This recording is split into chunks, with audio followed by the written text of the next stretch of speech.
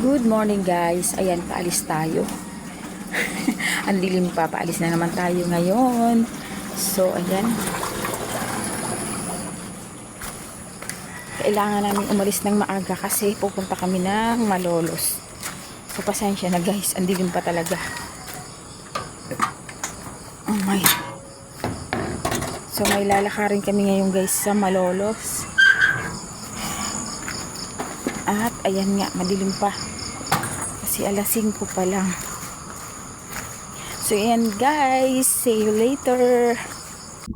At eto na nga guys, papasok na tayo sa compound ng ating provincial capital or ng Malolos government.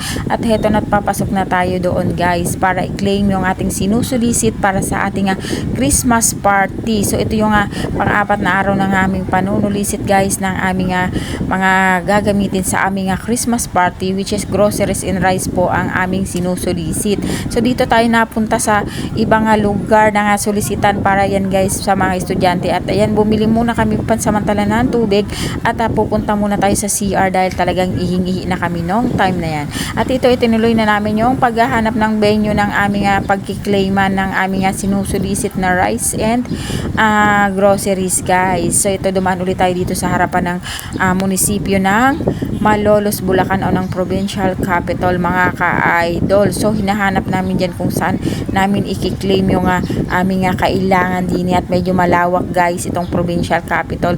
At heto na nga tayo guys sa likuran kung saan dito raw isusulisit yung aming hinihingi nga mga groceries guys. Pero ayan nga, pagdating namin dito sa Malinga, solisitan kami na punta, kaya ayan, umikot na naman kami guys.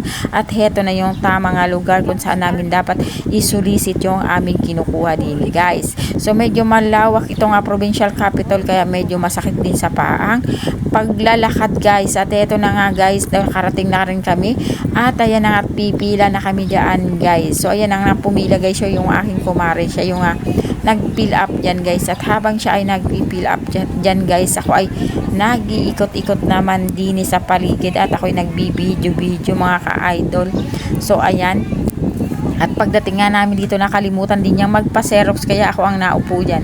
At pagdating niya, heto naman guys, at ako yan tumayo naman at bumalik siya doon sa upuan. At habang nag-iintay, ako ay nagtitake ng video para naman na may silbi yung ating paghihintay dito mga ka-idol. At ang ganda dito guys sa provincial capital guys, para siyang nasa city, pero ito guys ay probinsya ng Malolos. At ayan na nga guys, nakuha na natin yung ating sinusulisit at sinakay natin sa tricycle mga ka-idol dahil mabigat talaga guys, sobrang bigat, kaya hindi namin kaya isakay sa pampublikong sasakyan, kaya nag-tricycle na muna kami patungo sa sakayan ng jeep. At ito na, at nakasakay na kami guys ng jeep pa uwi sa aming lugar sa San Jose del Monte, Bulacan. So ayan guys, walang ibang transpo dito maliban sa jeep mga ka-idol at saka sa van. So sa jeep kami guys sumakay para naman na makamura-mura sa pamasahe mga ka-idol. At yun nga, habang nasa biyahe kami pa uwi ay may na-receive kami nga text na kailangan namin pumunta sa barangay dahil may patawag daw ditong biglaan. Pagdating namin dito guys ay tapos na pala, so in short wala kaming inabutan.